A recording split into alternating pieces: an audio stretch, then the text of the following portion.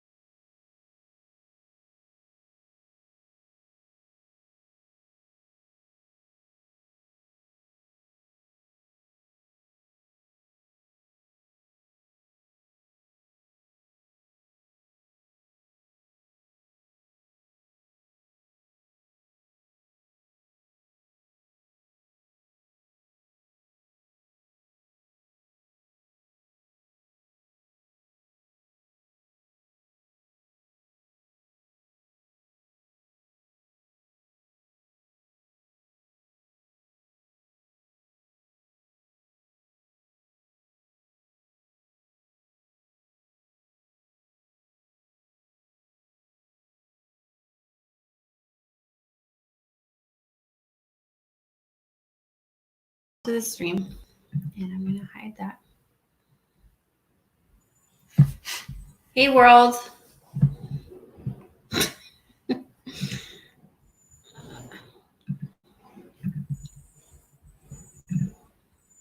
It wouldn't be a Friday podcast without the trash man making an appearance. Yeah, without the trash guy all the way down there, and you can still hear him making all the noise.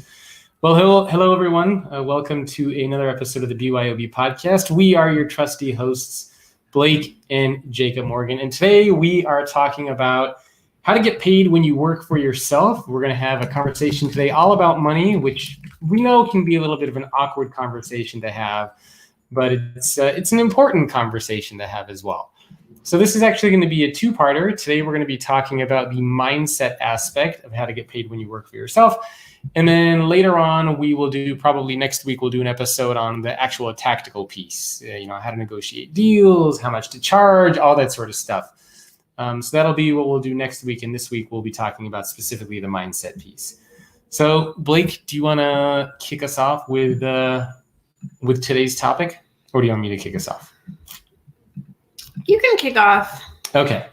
And first, by the way, before I forget, a couple of people have asked us, we do have a separate Instagram account, Twitter account, all that sort of stuff for BYOB Podcast. So if you want to connect with us on social media where we share all these entrepreneurial things, go to byobpodcast.com, and then you'll be able to connect with us through those channels.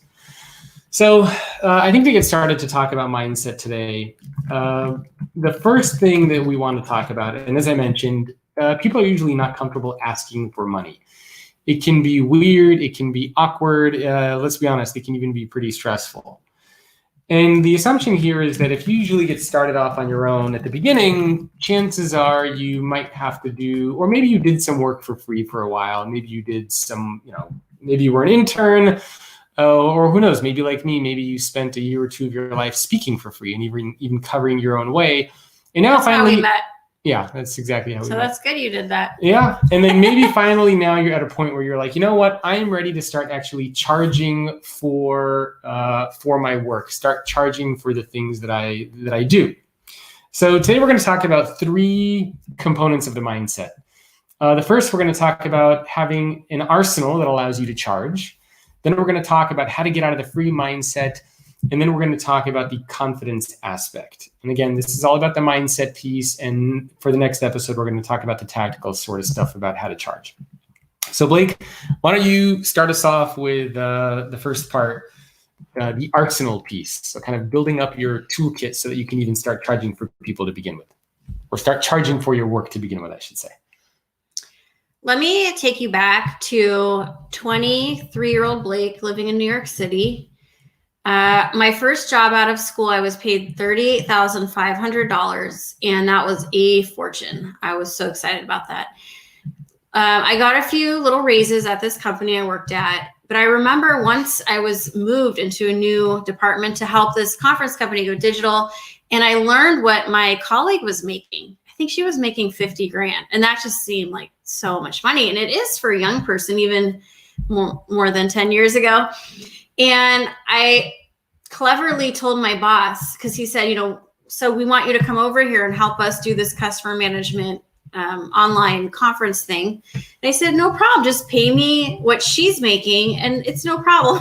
Like, I didn't even have the guts to ask for a huge raise. And the best way to, if you're working for someone else to get more money, is to just switch companies. But here I was just saying, just do for me what you did for her, and we will be a-okay. So it just goes to show that often conversations about money are extremely awkward, especially for women. I didn't have much financial savvy growing up. I didn't even have a credit card, and I had no savings as a young person. And it's not my parents' fault. I'm not going to play the victim card, but I was never educated about money. And as a result, I was in debt for a lot of my 20s, stupid debt. Like, I remember I had a Macy's credit card. So living with Jacob made me realize, he taught me a lot. That's right. Sing my praises. That's what I like to hear. Carry on. Oh, it's a little bit, for me, knowing how limited I was and how uncomfortable and self-conscious I was about money. I only knew that by seeing how he felt so comfortable asking for money. He felt so comfortable asking for more money. It completely wasn't tied up with, for women especially, it's like, you're not supposed to ask for more. You're not supposed to hurt people's feelings. You want people to like you. All of that is antithetical to being successful in business. So that's like the first, we need a level set, I think, about money. And a lot of people aren't comfortable asking for it. But so where do we even start? So how do we even get into this mindset of being ready to start charging and asking for money? I think that in the beginning, before we talk about any of the strategies, we need to think about confidence. And well, the first thing we have on here is the arsenal piece. Yeah, and I don't have my glasses on. Where are you? Right there. See, I want to look pretty for you guys, so I'm not wearing my glasses. The arsenal that allows you. Yeah, but I'm getting there. I know that. Okay, so that's where we start. So I've talked to you guys on this podcast a lot about confidence, and it doesn't come from a fancy car or a fancy ring. It comes from a deep belief in yourself that you have something valuable to offer, and you do a good job. When you believe in yourself, you do a good job. You do work hard. You do spend time on a sales lead because you think that you actually could get it. I think that's a huge mindset shift. People ask me for things all the time, and I think deep down, they don't really think they deserve it or they'll get it because of the way they ask. It's sloppy. They don't do their homework. Like, if you knew how much you could get for something and the way you asked for it really impacted your ability to get it, and you believed you will get it, you're going to work really hard on how you ask. And so that's what we want to talk to you about today, is figuring out how to ask and how to do as much preparation as you can. So when you ask for the sale, it's more likely that you'll get it.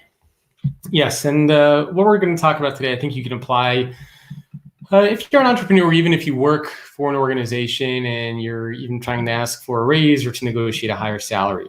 So part one of having this mindset is all about having an arsenal that allows you to charge.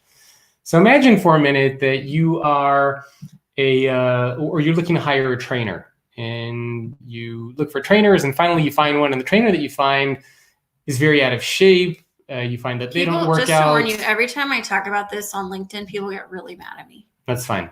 So let's say you find a trainer. Of course, Jacob won't get in trouble. The trainer is out of shape. They're not eating healthy. They're not looking after themselves. And then they're offering to train you to get in the best shape of your life. It's a little bit weird, right?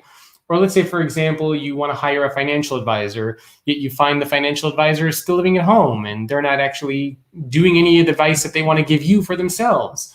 Or what if you want to hire a social media person for your business and you find out that the social media person doesn't even have a social media presence? They don't even have a good website for themselves. So part of having an arsenal that allows you to charge is making sure that you have something that will allow you to charge. So if you're a solopreneur, like in my case, for example, right, as a speaker, if somebody's going to pay me to speak, then obviously the first thing that they're going to ask for, do you have a speaking reel? Do you have some topics that you can send us? Do you have any endorsements? Do you have a media kit? So having an arsenal that allows you to charge is basically giving yourself the tools that you need to be able to ask somebody to pay you for something. So it doesn't matter what it is. Maybe you are an accountant. Maybe you are in some sort of a creative field. Doesn't matter what it is, but you need to have that arsenal at your disposal so that when it comes time to asking for money, that you have something which demonstrates that you deserve to be paid. And we need to remember that, are you going to keep that typing is extremely annoying and obnoxious. I'm really excited. Someone who took us to breakfast 10 years ago in New York is like, keep up the good work. We'll get to that. This is the hard part about. Oh, hey, Charlie. See, it is exciting. Charles Green, the trusted advisor himself. And Charles probably knows a lot about this stuff too. So maybe we'll have him on this on the podcast. Yeah, I know. Do like a candid, just call him up on the phone. Maybe we'll have Charlie on this episode one day too, because he probably have a lot of insight Jacob, to add. focus. Yes, but I digress. Okay, so part one of this mindset, again, having the arsenal to charge, the professional presence, the media kit if you need it, the endorsements, whatever it is, but you need to be able to have something that demonstrates that you are able to charge. Blake, anything that you want to add to that? I just wish I was better at social media right now. This is as far as the arsenal, it takes a really long time. Like even this month, I'm going to keep bringing this up. I am now 37 weeks pregnant. So I am like 2 to 3 weeks away from having a baby. And don't remind me. It's actually coronavirus has been this crazy bump for my business because everyone wants to hear about digital transformation, about the digital customer. This is exactly what I talk about. Also, no one can travel and I can't travel. So all the projects I'm getting are virtual projects. There was one client that I've worked with 3 years in a row. This is the 4th year. I asked for a little more money this year. And they said, you're not physically coming to our event this year. So why should we give you more money? They said, send us your newsletter information. Like who's on your newsletter, how big it is. I didn't have that because I don't have people tell me their titles and their companies. Anyway, what I did have is a really nice media kit where I have pictures of me from events. I have endorsements for my book from senior people. And I said, I can't tell you who's on my newsletter list, but I can share this media kit with you, which gives you an idea of the type of people that follow me. And it worked. And I also sent them a screenshot of some stat about the open rate of my newsletter. But like, I probably shouldn't have gotten that project. Well, I mean, I deserved it, but like the media kit was not what they were asking for, but it was enough. So I think it's hard in the beginning. If I think back to like the first endorsements I asked for, I felt really uncomfortable asking for it. I felt embarrassed about it. But, let people help you. It's okay to be vulnerable in the beginning because people do enjoy helping up and comers. You can also offer to even write the quote for the person or the testimonial, and that makes it easier for them. You do need to finish the work and do a good job on the project before you ask for any type of testimonial.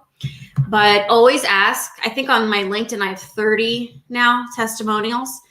And a really beautifully designed media kit. I was talking to Jacob this morning as we were brainstorming for you guys of what would be the most helpful.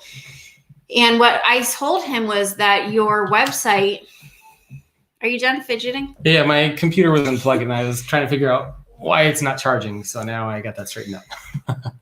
What I told him is that your retail store, your website is your retail store. Your media kit is your storefront, is your window display. Your LinkedIn, even your headshot. Like even my own husband, who's been doing this for, I don't even know how many years, 15 years now. He didn't want to pay for a headshot. And I told him, you're going to spend more than $1,000 on headshots because you need one and you want to put the best version of yourself forward. And Jacob just felt like, why do I need to do that? I have a photo. But the new photo, even if you look at his LinkedIn right now, it's a clean photo. I think he looks really handsome. That's right. He looks like, I'm happy to be here. And if a friend takes your photo, they're not always going to draw that out of you. His old photo was handsome, of course, because he's handsome, but he just looked like, I'm not happy to be here. And so even your headshot today in the age of social media, do you look trustworthy? Is it a clean photo? Like, or is it like a grainy selfie that you took in your bathroom one day? Like, grainy selfie. Remember, your website, all these things are your storefront. And it does matter because it translates into money. But again, it's okay to start from the bottom and to ask for help, like from clients, to ask for a testimonial. And also, I think knowing that everyone feels uncomfortable asking for that, it might make you feel better. Okay, so that's step one. Make sure you have the arsenal that allows you to charge. So basically think about it like this. If you had to hire yourself, would you? Do you have all the materials that are needed that demonstrate you are competent at what it is that you're doing? And you think about it, this makes sense, right? I mean, when we want to hire somebody to come to our house to do work on our house, we look at Yelp, we look at reviews, we look at, is this person licensed? Are they insured? You look for that kind of credibility so that you know the person that you hire is going to do a good job. And you might need to, like I did when I first started my career, I spoke at a few events for free. I paid my own way. And I did what I needed to do to be able to put together some sort of a speaking reel, to get a couple endorsements, just something that I can then use to show to others. So make sure that that is the first thing that you focus on before you start asking people for money. Make sure that you have that arsenal at your disposal. The second thing that we want to talk about today is how to get out of the free mindset. Because if you've ever done, and Blake and I have both done plenty of work for free when we first started out. I know a lot of people out there who've done work for free. And if you do work for free, when you first get started, sometimes it's very challenging to break out of that free mindset and to now all of a sudden start saying, okay, I no longer want to do things for free anymore. I'm at a point where I am going to start charging for my work, for my time, for my services.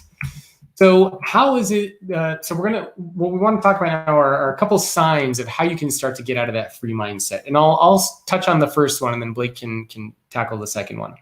So the first thing that you want to start paying attention to is when you start to see an increase in demand.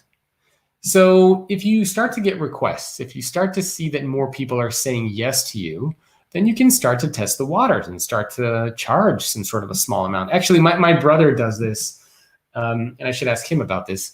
But he's a videographer and cinematographer, and he does a lot of film and media stuff.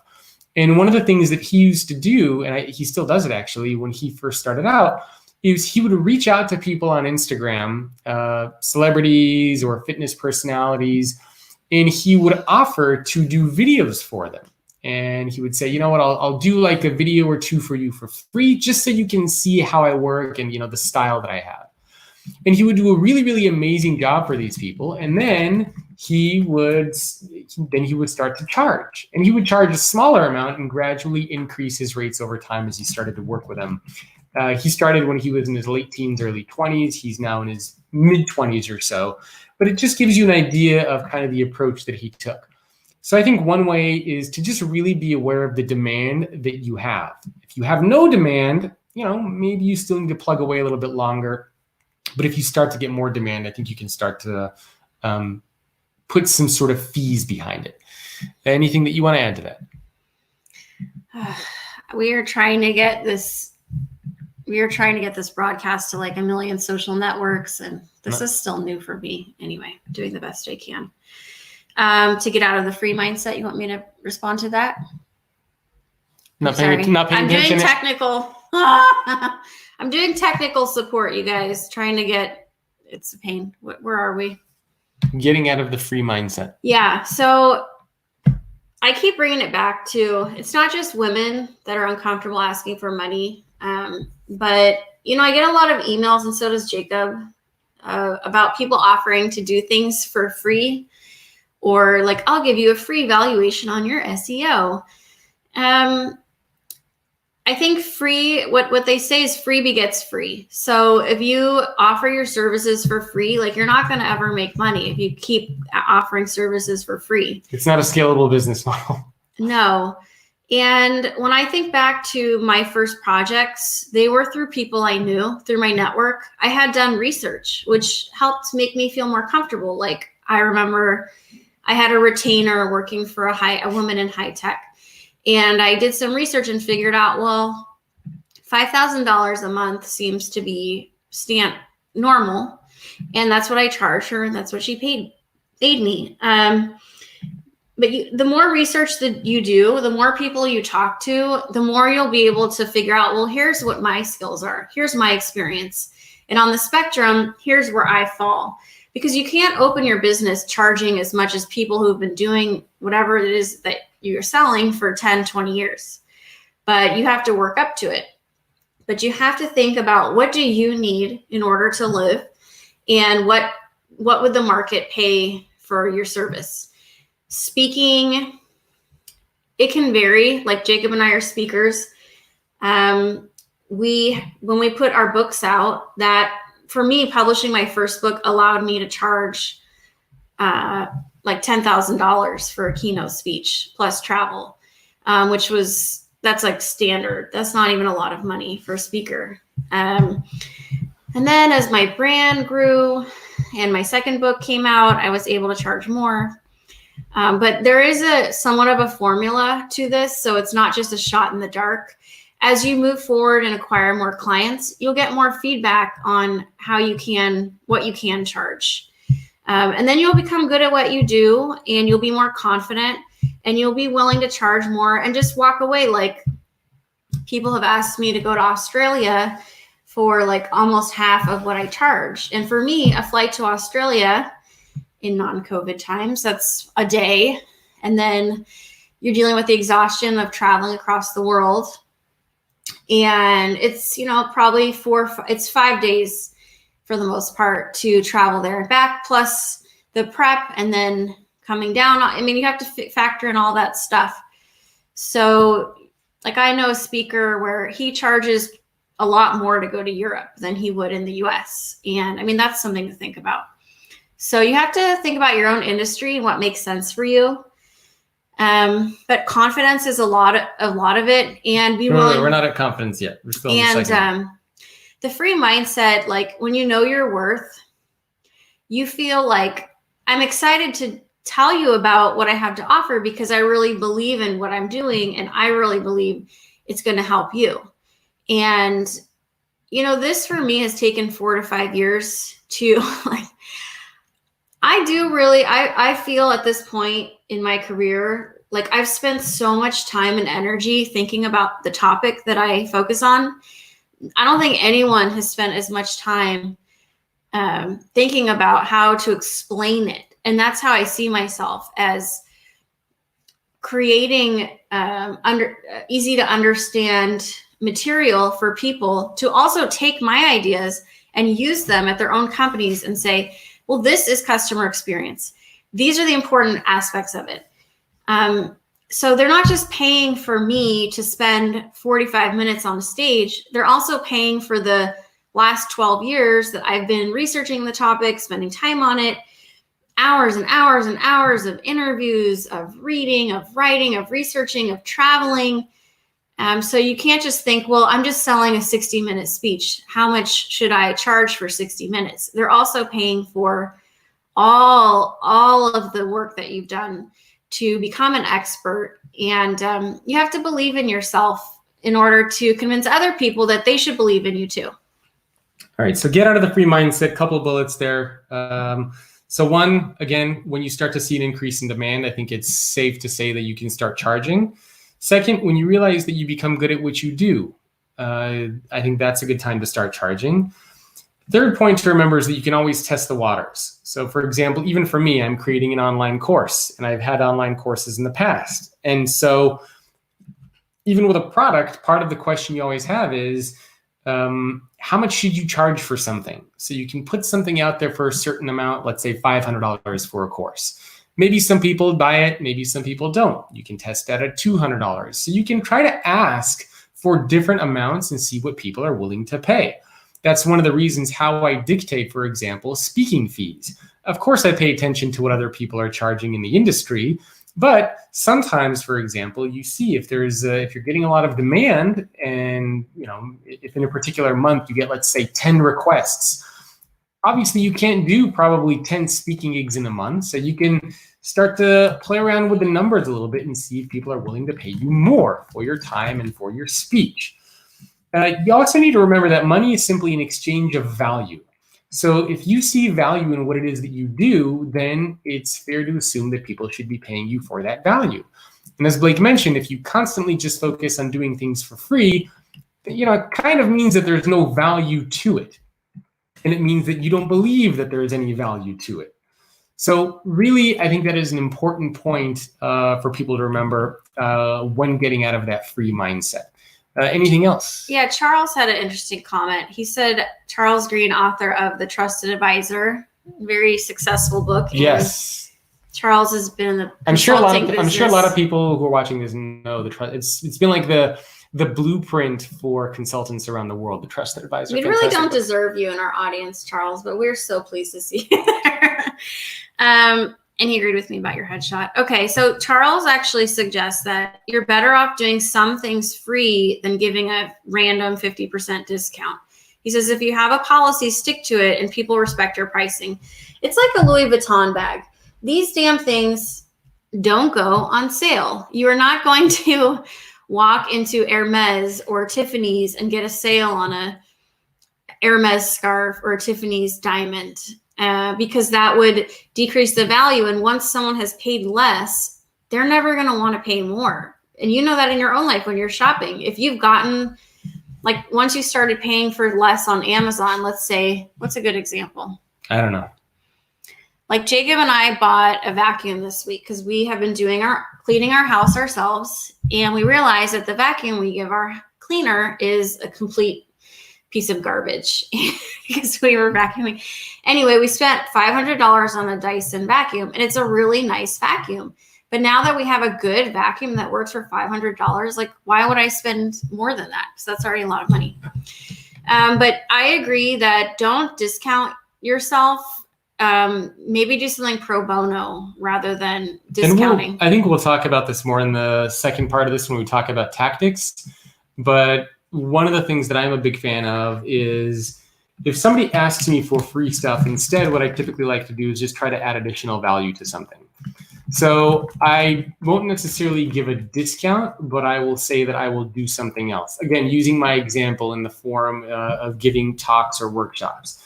If somebody says, oh, we have, X amount of dollars for a speech, can you negotiate your price? I might say, well, I can't lower my price, but I can add additional value.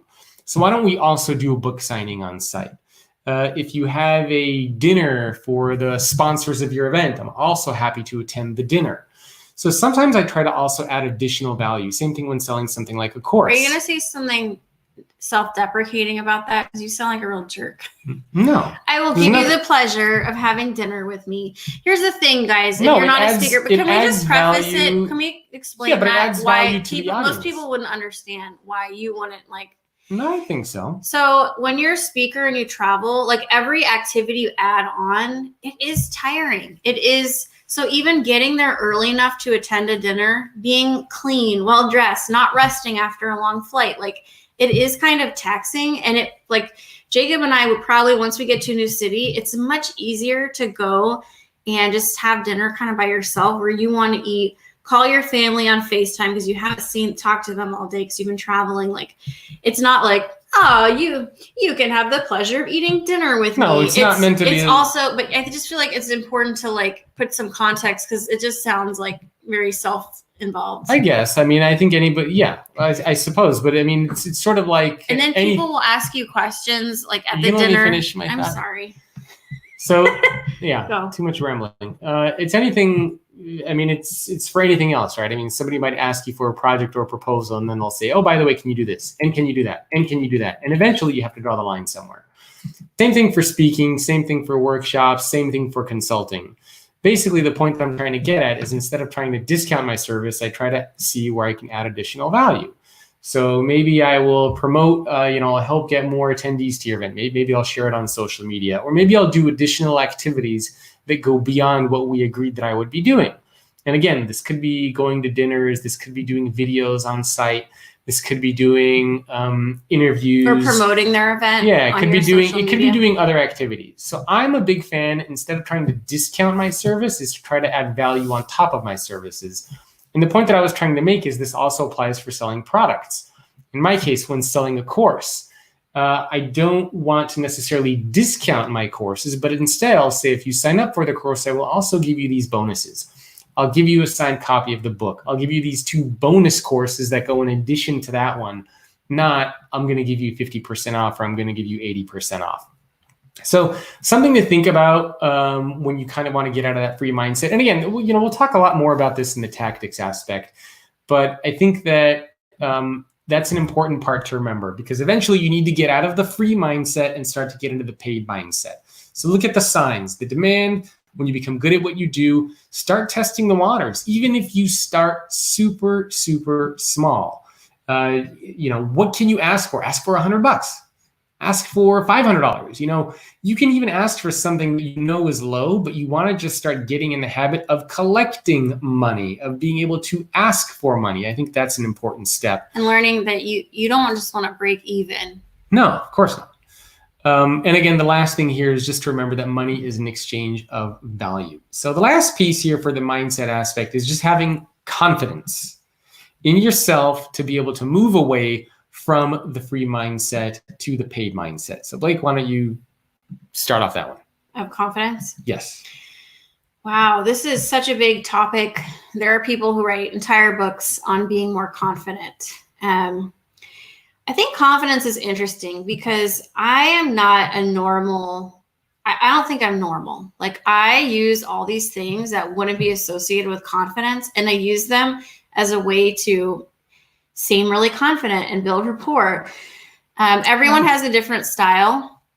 I use self-deprecation. I tell stories. Self-deprecating is making fun of yourself, but I would describe my style as quite humble. And even like before a speech, I go and meet everyone I can in the morning and actually look out at the audience, and I see that they're often in the morning at a conference disheveled. I was telling one of my girlfriends this yesterday because she was talking about how on her Zoom calls, like, she feels very nervous in front of 15 people.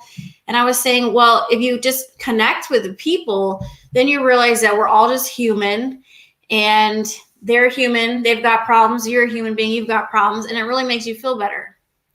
So I think when I started to stop trying to be perfect, understanding that the people who I interacted with, everybody puts their pants on the same way, it allowed me to treat, they say, like, I feel like, what's that movie with Vince Vaughn where he's like a cool guy in the 90s? I have no idea. Swingers, where he's like, you got to be able to go up to the most beautiful girl in the bar and just like talk to her. I don't know if it's from this particular movie, but it kind of reminds me of business and sales. It's like, you have got to be able to talk to almost anyone and not be and not be self-conscious about it. And the older you get and the more life in your years, you realize that everyone is human and everyone puts their pants on the same way. And there's really nothing to be scared of. Something that I've noticed that I've struggled with and other people have struggled with is learning to ask for the sale. So you have a conversation about the topic. For us, it's speaking events. In a job interview, they'll often tell you, ask for the job. So usually if I have a conversation with someone about a speaking event, I'll say, so is your budget sound okay? Do you think this would work? And can we move forward? Something like that. And if they're a decision maker, it's pretty quick, which is great. But if you don't ask for the sale, you're not going to get it. Or if you use wording or language that is not demeaning, but what's the word? Like when you use words like kind of, or like, or filler words, or you seem nervous, try not to do that. Take a deep breath. Would you like to move forward? Rather than, do you like this kind, and I learned a very hard lesson like this because I once lost a $50,000 speaking engagement because remember when we were in Hawaii and I found out, so I got the endorsement. It was from a regional speaking event. And, I spoke for this organization several times in the past. I got wonderful endorsements from everybody that saw me speak. And this was another region of this company, in Canada, let's say, for example. And they wanted me to speak. And so I talked to their CEO and a lot of their top executives on the phone. And then they ended up not giving me the speaking gig. And I found out later, they're like, oh, you didn't seem that you were as high energy on the phone. And I was just like, oh my God. So, it's a little different than what I'm saying, but it is a little different, but having that kind of confidence and making sure that you are presented in the right way, regardless of the channel that you're using, I think is important to make sure you have the sale. And unfortunately for you, that's just kind of your phone voice. Like with me, it is. When you talk to me on the phone, or I hear you talking to your mom. I'm checking on our daughter who's watching Tinkerbell right now downstairs.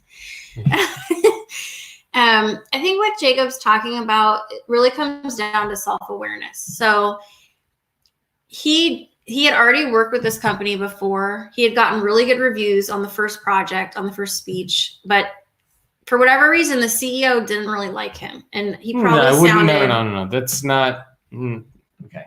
Well, he didn't want you. You were rejected. Yes. It's only funny because Jacob, he often doesn't get rejected. He often does make sales, so I can tease him. Oh, no, I get rejected far more times than I get sales. That's probably a whole topic for a separate episode, but I'd say for speaking engagements, it's not as if every speaking engagement that comes through gets closed. Most of them don't come through. Okay. For a variety of reasons. But anyway, beside the point, Blake, let's stick to our points. So learning to ask for the sale. Not defeating yourself. So not already offering a discount. I feel like I shouldn't talk about things I'm negotiating right now, but probably there are things you can do to offer more, such as social media promotion for like a webinar or something like that. But don't start by already promising a discount in the beginning. Don't negotiate against yourself. Which is something I tell Blake all the time. Blake is always negotiating against herself. Or you're frequently negotiating against. I've done pretty well, so maybe you should not say that about me. You've done better, but you frequently negotiate against yourself, and you try to give lower prices because you want the deal to come through. And I always tell you not to do it. And when you don't, you end up getting the deal for more money. Yeah, Jacob has helped me a lot. I think I'm typical of a lot of women who are not comfortable until you start to learn what your male counterparts are making. Like my husband, and I was thinking, what the hell? He doesn't have he's not self-conscious and he's making all this money. Here I am feeling, like more suit, please type of mentality. And it's hurting me. Yeah. So part of the confidence aspect, I think we covered the first point, which is learning to ask for the sale. And again, you need to expect that not every sale is going to come through, and that's okay. Don't expect every sale to come through. The point is that you need to be comfortable to ask for it. And sometimes it's okay to leave a little bit of silence. And I know, for example, that I charge a fair amount for speaking for the work that I do. And oftentimes when I get on a phone call with somebody and they say, what do you charge? I tell them what I charge, and sometimes there's just silence. And I let there be silence because you need to have the confidence to know that you're giving somebody a fee for what you charge for a product or service. And if they're not a good fit, that's okay. But if you hear silence, or if you hear people saying, I don't know, it doesn't mean that you need to jump in all of a sudden and say, hey, actually, maybe that's a little bit high. I could probably work with my team and get it down lower.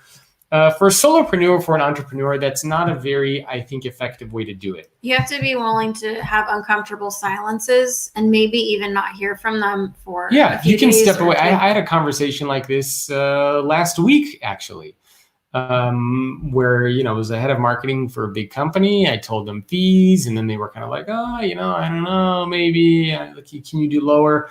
And I just said, I'm sorry, that's kind of what my fees are. And I understand I'm not for everybody, but I hope we get a chance. Kind of? Because that's exactly what I was telling them not to do. Oh, no, I didn't say. Don't say kind of. Did I say those kind are of? My fees? Yes. So that's it. I said, those are, I said, those are my fees, and I understand that I'm not for everybody, but hopefully we get a chance to work together in the future.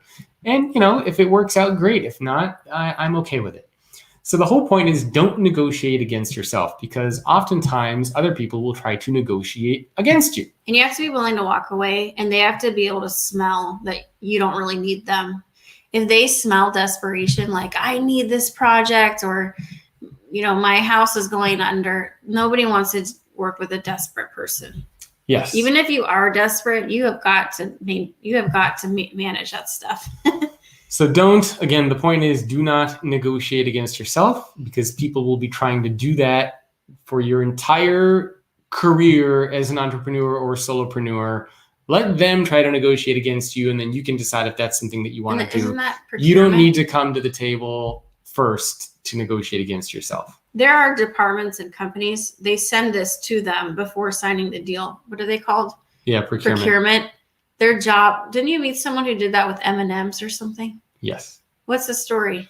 That's not relevant, really. Jacob, tell the story. No, it's not that relevant. Okay, fine. It was for a large. It's just kind of rambling around, and I want to get to the main point. It shows that there are people that are literally, their job is to cut you down and to take. Well, they weren't doing it for me, but just to give you a sense of the type of team that it was, this was a team for a large consumer packaged goods company, and their procurement team is literally like, one of the things that they were doing. They sold cookies, and they are constantly trying to negotiate. Do we need a wrapping paper in the cookies? What, can we get away with like this cheap wrapping paper, because it'll save 1 or 2 pennies off of each package, and across the board that might save millions of dollars. So there are people out there who literally try to figure out how they can save pennies on pretty much everything. And oftentimes, if you work for a large organization, you might have to deal with a procurement team who literally their entire job is to try to get a better deal. And they will try to negotiate you and see what offers they can get. And they'll try to do all sorts of things. And so, you need to be prepared for that as you go along your entrepreneur or solopreneur career. And it should make you feel better that it's not personal. It's literally their job to get you cheaper. As they should. I try to negotiate things all the time too, so I totally get it. Next point on here is, if you charge more, people typically believe it is more valuable. This was Blake's point. So Blake. Yeah, it's like a fancy bag, like a Louis Vuitton bag again. What makes this bag better than a plastic bag you get from Safeway? Well, of course, the quality. But if you slap that logo on there, it means something. The brand means so much. And the more the cost of the bag, I think the more the perceived value. Like even a Chanel bag, I always tease my husband because, we're not cheap, but we don't live an extremely ridiculously lavish lifestyle. We have a toddler. We live in the Bay Area. We're not buying really expensive things for the most part, unless it's very, very, very, very special. I do not own a Chanel bag. A Chanel bag is an $8,000 to $10,000 bag. Thank God you don't own I don't really even carry purses anymore with everything on my phone. I literally have a phone which my credit card sticks in, which is less painful to carry something on your shoulder. But the point is, Chanel, an $8,000 to $10,000 bag, literally just for the logo. But when you have that bag, it means something. It makes you feel a certain way. So of course you have to be good at your craft. However, there's this idea of perceived value. So, and I honestly, as a customer, I am guilty of this. If something is too cheap, I wonder why. Why is this so cheap? Is it not well made? Is it not going to last? And when something costs more, like for me, it's more valuable. And I think this is an interesting thing with speaking. Again, you have to be a great speaker to be able to charge more. But if you are too cheap, people might wonder, why are they so cheap? Are they not worth it? Do they not have any self-respect? Do they just run themselves ragged by speaking everywhere they can?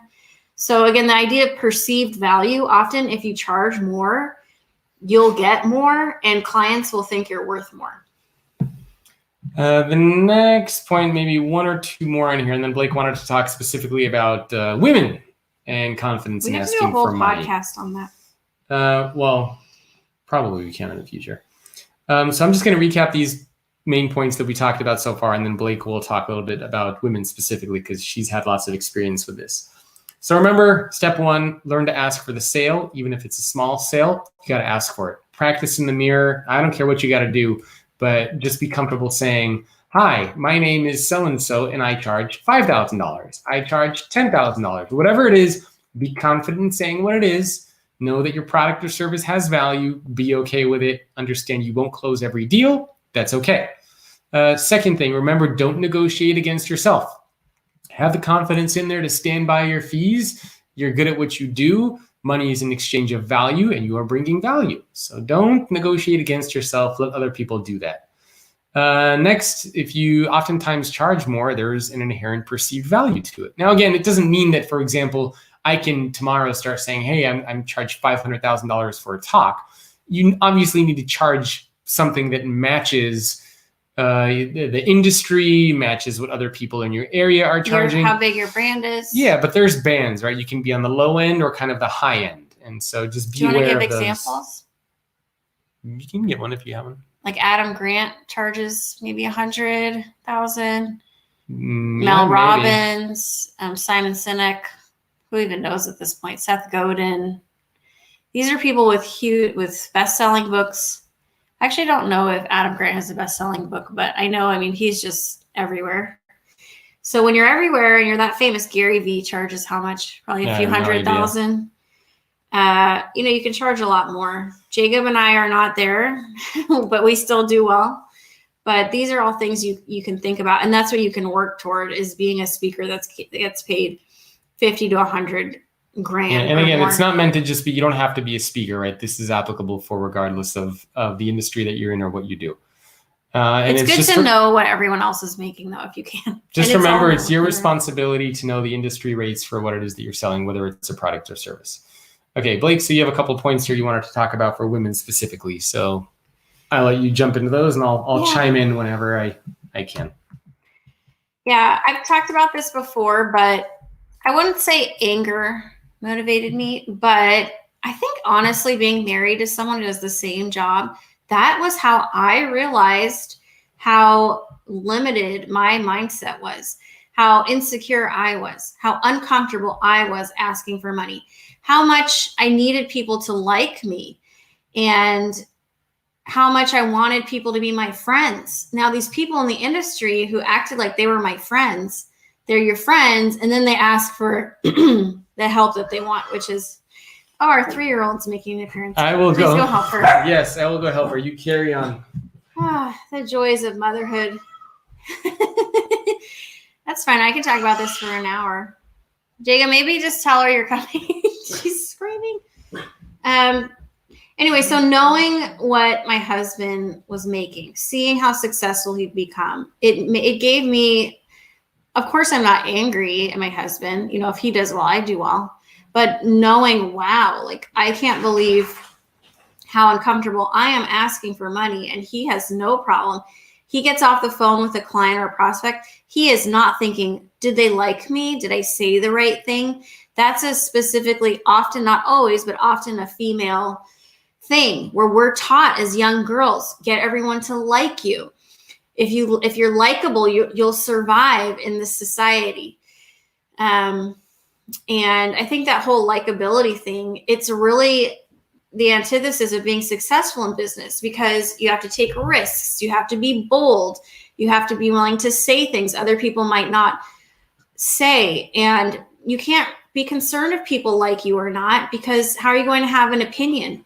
And so I went from someone who was very insecure, very self-conscious, to someone, and I did have an opinion. I've always been opinionated and kind of bossy my whole life. But I think as a young person, I tried to hide it. And even my bosses, I remember one of my bosses said to me, like, basically, like, what are you doing with this fakery of like trying to get everyone to like you and say the right thing? Don't try to get everyone to like you. You need to like yourself. If you're a good person and you work hard, you are likable. But aside from your family and your best friends, who hopefully aren't in the same industry as you, don't worry about people liking you, because it will limit you and how much money you can make. I think it's even better to have people think you're a bitch than for people to like you. And there's a lot. I started reading books as a young woman, I read a book called Men Marry Bitches by Patty Stanger, your brother worked with, actually. I think people like confident people. There are so few people in this world that truly give such, don't care about what other people think, that they're really like unicorns walking around. And we all look at them like, wow, it must be great to be you, for better or worse. So I think not for women, we've gone so far in the other direction of needing people desperately to like us, that it's important now to stop, be good with yourself, be comfortable with yourself, but being likable is not the point. It also helps other people, because if you want to be good at your job, the goal should be provide value, provide education. For me, it's being a good speaker. That comes first to, do you like me? Am I a nice girl? And I'm better at my job when I'm not bogged down by being likable. Also, learn about money. As a young woman, I did not know about money, and I talked about this in the beginning of the podcast. Get to know your money. I have friends who tell me, oh, my husband's managed the money. I don't even look at the credit card bill. Like, I don't look at our accounts. I have no idea what's going on. That to me is a huge red flag. You want to make more money? Get to know your money. Get to know where your money is going. You cannot be really successful without looking at your bank accounts, knowing what you're spending, how much is coming in, how much is going out. Be interested in money. I started watching Susie Orman, actually, and I loved her approach, and I loved her like kind of Midwestern maternal personality and tough love. That resonated with me. So find someone that can teach you about money if this isn't something you know about, and get interested in it. And that's actually how you attract more money. We talked about unlearning the nice girl stuff. It kind of breaks my heart. There I use the word kind of. It breaks my heart when I am in meetings with clients or people, and I'm usually, especially now on Zoom, I'll be in a call with, let's say, 8 people. 3 of us are women. The women, except for me, like, don't talk.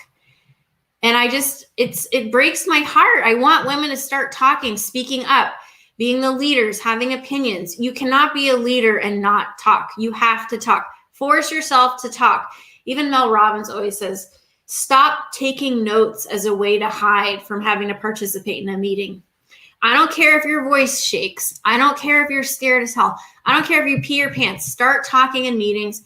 Start having a voice. Start showing up. You cannot be successful and not have a voice.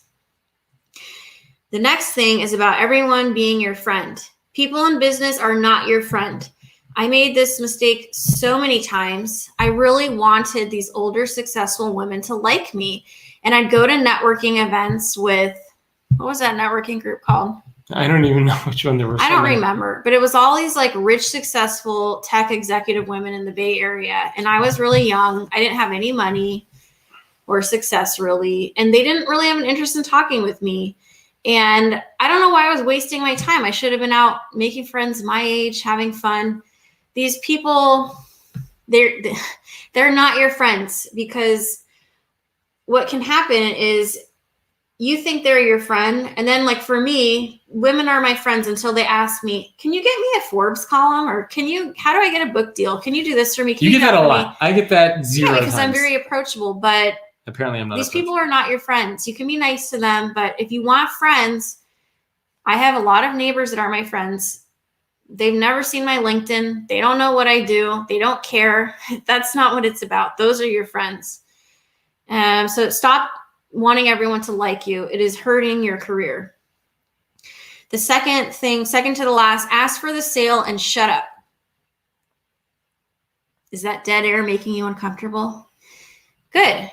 Dead air is important. Take a breath, ask for the money, and shut up. Don't fill the space.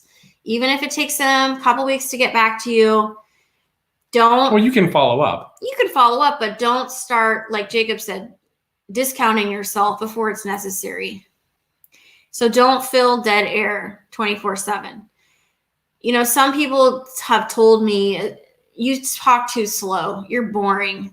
But I actually think it's a compliment that I talk slow, because a lot of women, I've noticed they talk so fast, it's almost like they don't want you to hear what they're saying. And when you slow down, it makes your words more powerful and impactful. You might think I'm boring, but I bet you remember what I just said because you understood and you heard it. And the last thing is stop apologizing. I'm sorry for this. I'm sorry for that. I'm sorry I'm breathing. I'm sorry I'm here. I'm sorry to ask you for money. Stop it. Stop apologizing. Unlearn all that shit that all those adults told you when you were little about being a nice girl and not taking up space and not talking out of turn.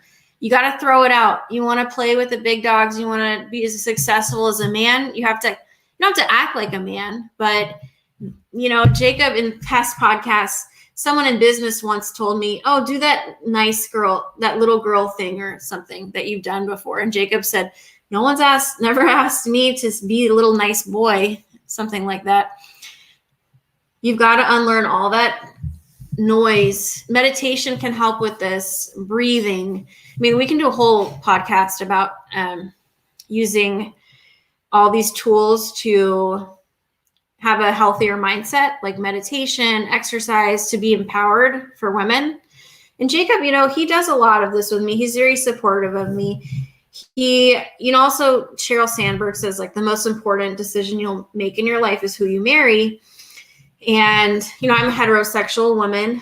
I married to a man. I know not all of you are the same as me, but I found someone who... Can't wait to see where this is going. Well, first of all, he was a sweet teddy bear who was supportive. He never raised his voice. He never was angry. I mean, he annoys me, and he's got other problems, and he was a fixer-upper, but he was always supportive of me.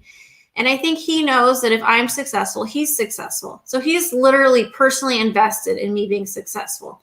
So he is always supportive of me. He's always pushing me, helping me. You need people around you who are building you up. If you are in a toxic relationship, get away from that person, because how you feel about yourself is reflected by who you surround yourself with and how they talk to you. All right, you got to wind it back to this is all about asking money, not life coaching. It is, but it's interesting how money is very emotional for people, and your relationship with money, it's not just about the money. And I think unfortunately, I'm not a therapist, but she just plays one. I think if you like yourself, if you feel like you deserve good things, one of the positive benefits of that is attracting money for yourself. And for me, absolutely, the more I like myself, the more confidence I have, the more money I make. And you know what? Lastly, a lot of women, we're told don't talk about money. It's shameful. Sometimes there's like religious things about this, like don't be greedy. And I like how Mel Robbins, I always talk about her, but she says she's not embarrassed to say, I like success and I like making money. And I was recently sitting around a table with a couple of speakers in Vegas, a couple of older guys who are really sweet. And they were saying, well, I would do this job for free. Like, I just love it. And I said, I want it. This job is hard as hell. Like, I like making money, and that's why I do this job. So I'm not afraid to say I like making money. I like success. I like when you make happen money to like too. this topic, but I'm not embarrassed that I like to make money and I want success for myself. Ladies, I hope you learned something. And maybe gentlemen, hopefully, maybe this is relevant for you too. Men are beyond hope. We are all... Jacob, don't make a joke right now. I just said some compelling shit, and I hope you were listening. Of course. All right, so I think that covers everything that we wanted to share for part one of the how to get people to pay you if you work for yourself. So we talked about three things: the arsenal that allows you to charge, getting out of the free mindset, and having the confidence that you need to actually start to ask for money. And then for part two of this, which we'll likely do next week, that's when we're going to talk about how to know what to charge, negotiating payment terms, raising prices, how to tell if somebody even has any intention of paying you or not paying you. We're going to get much more into the tactical aspect, even like how to create a contract or a proposal if you're a solopreneur. That would have been way too much for today. Yes. So I think that's everything that we have for now. Anything else that you want to share before we wrap up? Actually, I shouldn't ask that because it's going to turn into like another 45 minutes. Yeah, I'm thinking of like a closing. Money is interesting. I mean, it's not just about survival. I mean, we live in a capitalist society where you need to make money, but it's also kind of a game. And if you can make it kind of fun, it's sort of enjoyable if you cannot take it so seriously. And here's the last piece of advice I'll give you about money is the more disciplined you are in your finances, the cleaner you're spending, the more risks you can take because you don't have tons of debt. So actually being scrappy and being frugal is a really big tool in making more money. And that's the secret thing about the millionaire next door is they're actually very cheap. Millionaires are very cheap. And that's how they became millionaires. So that's a whole other topic is being frugal is actually can be really important. Not all the time, but it's very empowering to save money. So save your money. I like that. I like to do that too. So I think that's a great way to wrap up. We have one more question from Ben Morris. I feel like we need to answer it. He says, social networks like Instagram messaging apps have the ability to show products and link to a website okay, this is like a very specific e-commerce. Ben, I'll answer you directly on a note. All right, so I think that's it for this episode of the BYOB podcast. If you want to get access to more episodes or connect with us or send us any questions that you have, the email is morgans@byobpodcast.com. And of course, you can go to byobpodcast.com to get access to more of these episodes, subscribe, connect with us, pretty much anything that you want. So that's it for us, and we will see you all very soon. Bye, everyone. Bye-bye. Okay, so don't forget to do this. Thanks for watching.